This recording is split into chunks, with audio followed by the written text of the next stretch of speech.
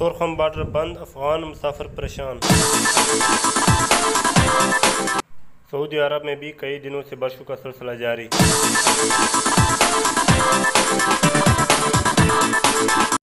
افغانستان میں بارشوں کا سلسلہ جاری۔ لورالائی کے قریب ٹرک اور کار آپس میں ٹکرائے گئے۔ کوئی جانی نقصان نہیں ہوا۔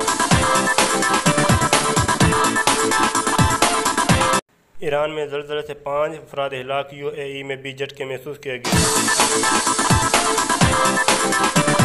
بلوچستان میں بارشوں کا سلسلہ جاری۔ کوئٹہ اور دیگر علاقوں میں بارشوں نے تباہی مچا دی۔ پٹھان کوٹ کئی گھروں میں سیلابی پانی داخل اور کئی بچ گئے۔ پنجاب کے شہر ضلع رحمیر خان میں بارشوں کا سلسلہ جاری۔